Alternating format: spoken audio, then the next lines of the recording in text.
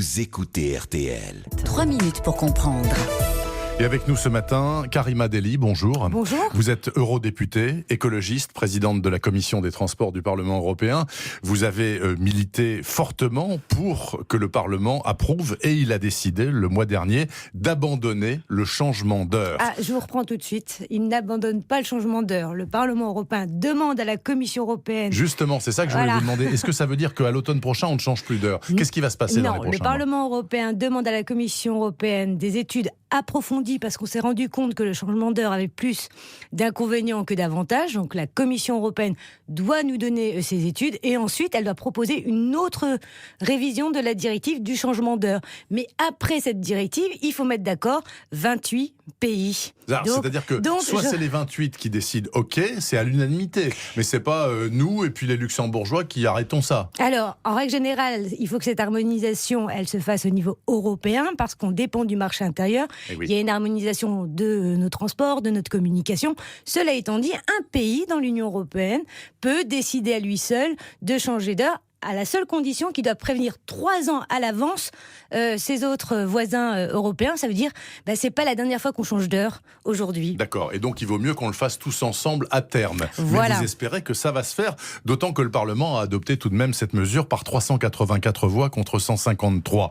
Alors, est-ce que l'argument des économies d'énergie qui prévalait dans les années 70 ne tient plus aujourd'hui, Karima Delli ? Ça ne tient plus pour aucune économie. Il y a eu des petites économies, mais elles sont marginales. La dernière étude du Parlement européen montre que ça varie de 0,5% à 2,5% selon les pays. C'est dérisoire. Pourquoi ? Parce qu'entre-temps, la technologie était là. On a des outils techniques qui ont amélioré l'efficacité énergétique. Et puis, c'est une goutte d'eau dans les économies d'énergie. L'Europe doit se doter de véritables politiques de transition énergétique pour faire des vraies économies dans le secteur du logement, dans le secteur des transports. Donc, le changement d'heure, ce n'est pas une solution pour les économies d'énergie. Karima Delli, vous, par exemple, vous êtes sensible à ce changement d'heure, ça vous est pénible. Est-ce qu'il est prouvé qu'en termes de rythme biologique pour les humains et les animaux, c'est néfaste? Alors, il y a plusieurs... Au printemps et à l'automne. Voilà, il y a plusieurs études qui montrent que changer d'heure 2 fois par an présente de la nocivité pour la santé. Donc, on montre, il y a une étude du Parlement qui montre que ça touche 30% de la population, notamment les personnes âgées et les enfants. Donc, on a des troubles du sommeil, des insomnies, et ça altère justement ces troubles du sommeil, la santé, sur, par exemple, la prise de poids, le diabète, et voire, il y a même des études internationales qui prouvent qu'aujourd'hui, notre changement d'heure biologique peut provoquer une hausse des crises cardiaques. Une hausse des crises cardiaques. Voilà. Alors, ce qui est acquis également, et ça c'est votre rayon puisque c'est les transports, c'est qu'au changement d'heure d'automne, il y a une suraccidentalité routière. Expliquez-nous. Alors, il faut souligner cette conséquence qui est très méconnue.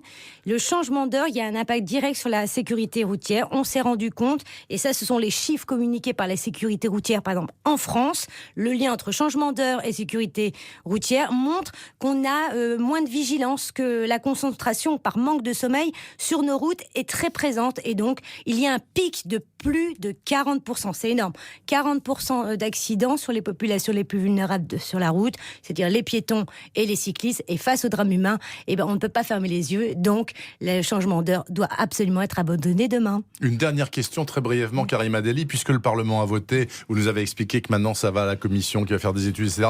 Au plus tôt, si vous aboutissez, c'est pour quand la fin du changement d'heure ? Pas avant 2020, j'imagine. Ah oui, ce ne sera pas avant 2020, donc vous pouvez encore régler vos montres en été et en hiver. Et dans ce cas-là, si on y arrive, on choisira quelle heure ? L'heure d'été ou l'heure d'hiver pour vivre tout le temps ? Justement, c'est un problème qui est démocratique. Il y a énormément de pétitions citoyennes en Finlande, en Allemagne, etc., où les populations soit demandent des changements, de rester sur l'heure d'hiver ou sur l'heure d'été, parce que vous soyez des pays du Nord ou des pays du Sud, vous ne vivez pas la même luminosité. Donc ce sera aux populations de décider. Donc on n'aura pas tous la même heure, forcément. Si, on est obligé. Ce qui est important, c'est de rester sur une harmonisation européenne, la même date, le même jour. Ça, mais ce ne sera pas forcément l'été ou l'hiver, on n'en sait pas encore rien. Pour l'instant, on n'en sait pas. D'accord, c'est très clair. Merci beaucoup Karima Delli, eurodéputée, qui se bat contre le changement d'heure et qui est peut-être en train de gagner, sait-on jamais, sur RTL. Et merci et bravo d'avoir été à l'heure ce matin pour le rendez-vous parce que je sais que pour vous c'est très pénible, c'est une vraie souffrance, le changement d'heure. À suivre dans un instant, grosse tête et météo pour aller jusqu'au journal que je vais vous présenter.